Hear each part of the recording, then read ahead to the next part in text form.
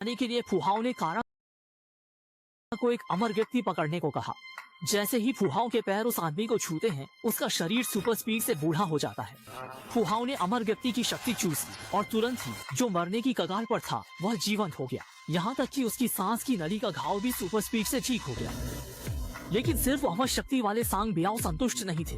फिर उसने एक लड़की को ढूंढा जो दूसरों की आत्माओं को नियंत्रित कर सकती थी। जैसे ही फुहाओं ने उसे छुआ, मेई की शक्ति सुपर स्पीड से सांग बियाओ में स्थानांतरित हो गई, पर लड़की की शक्ति और आत्मा के बीच विरोधाभास उत्पन्न हो गया। खुद को नियंत्रण से बाहर होते देख पागल सांग बियाओ ने तुरंत अपने बेटे की याद की जो शक्ति को निष्क्रिय कर सकता था, और फिर उसने अपने बेटे को गले लगाया, जबकि वास्तव में उसने चुपके से अपने सुनहरे पैर को बढ़ाया और सारी ऊर्जा अपने अंदर खींच ली। जब उसका बेटा छोटा शुआई जागा तो उसने पाया कि उसके हाथ पहले ही बंधे हुए थे, और वह हैरान था कि उसका पिता जो गंभीर रूप से बीमार था फिर से जीवित कैसे हो गया। सांग बियाओ ने तुरंत कहा कि उसने सुपर पावर को अवशोषित किया है, इसलिए वह तुरंत पुनर्जीवित हो सकता है। लेकिन जादू की अधिकता के कारण टकराव हो गया, इसलिए उसे छोटा शुआई पर हमला करना पड़ा। उसने कहा कि उसकी एक और बड़ी योजना है, यानी कई सुपर पावरधारी बनाना और उन्हें अपने लिए उपयोग करना। यह सुनकर छोटा शुआई ने कहा कि उसने जादू से भविष्य देखा है और अपने पिता को छोड़ने की सलाह दी।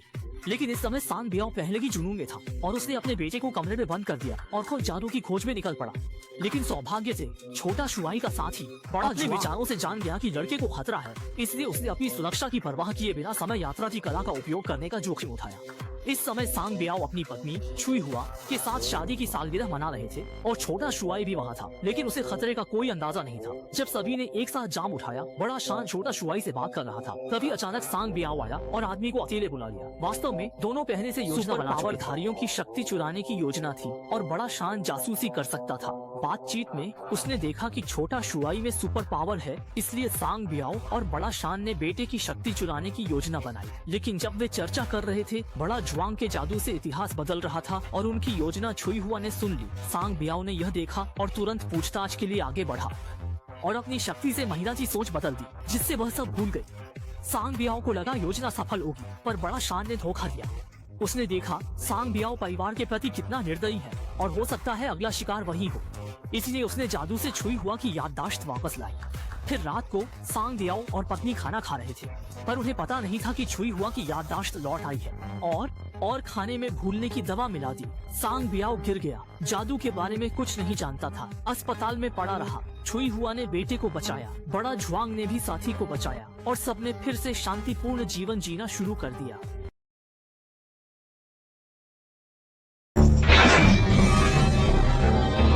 आदमी जाल में गया, खतरे में था। शाऊ ने तुरंत त्रिशूल से उसे स्थिर किया। दाशान का संतुलन बिगड़ा, कसाई के चाकू से घायल हुआ। लगातार चोटों ने आदमी को फिर संकट में डाला, पर शाऊ ने तेजी से उसे ऊपर खींच लिया।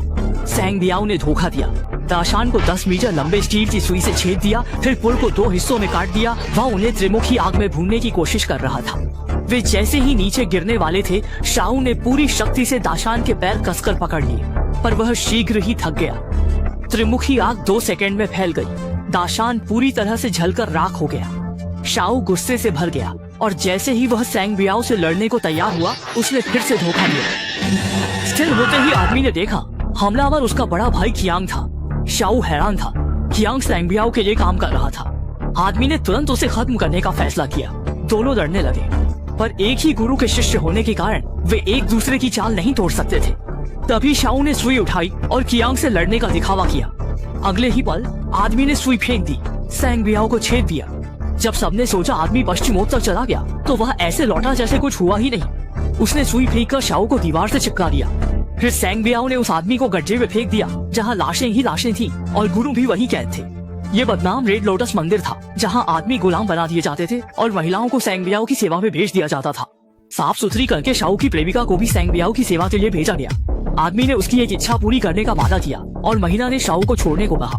फिर उसने जाना कि वह शाऊ की जीवन रक्षक है और अब जब वह बहुत शक्तिशाली था, उसने शाऊ को अनदेखा कर दिया और उसे एहसान के तौर पर आदमी को बचाने का आदेश दिया और उसकी चिकित्सा की। इस समय कियांग ने गोला बारूद का गुप्त स्थान खोज लिया, लेकिन उसे त्सुई हुआ ने देख लिया। आदमी गड्ढे में छिपा रहा और तभी ब्लैकेट वहाँ गश्त कर रहा था। सौभाग्य से कियांग और त्सुई हुआ के बीच संबंध थे और महिला ने ब्लैकेट को दूर ले जाकर आदमी को बचाया। काम धीमा होने के कारण गार्ड उसे उत्तर पश्चिम भेजने वाला था, लेकिन शाऊ ने हस्तक्षेप किया और लड़ाई शुरू हो गई। कियांग पहुंचा और आदमी को हथियार छोड़ने को कहा, पर उसने नहीं सुना। ब्लैकहेड भी आया और शाओ का मजाक उड़ाया कि वह केवल प्रेमिका की मदद से जीवित रह सकता था और असली आदमी नहीं था। ये सुनकर शाओ ने तुरंत मंच पर आया और ब्लैकहेड ने उसकी कियांग से था।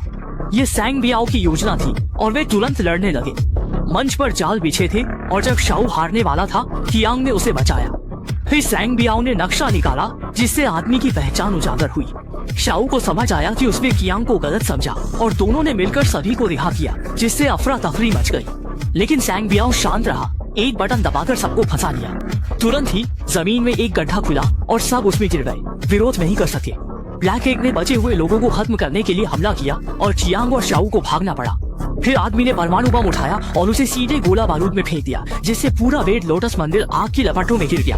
दोनों ने तुरंत सैंग बियाओ को ढूंढा और सब लड़ने लगे। आदमी ने कागज फेंका जो उड़ती छुरी बन गया, स्याही फेंकी जो अनगिनत हथियारों की तरह बिखर गई।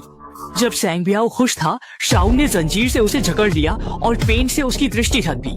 दोनों ने ताकत लगाई और सैंग बियाओ को हवा में लटका दिया। तभी एक पत्थर आदमी के सीने पर लगा, जिससे वह मर गया। इस समय गुरु ने सभी को ढूंढ लिया। वे बाहर निकल भागे, इस नरक से अंततः छूट गए। शाओ और शाओ मेई ने विदा ली और उसके बाद उन्होंने सुखी जीवन जिया। फिल्म यही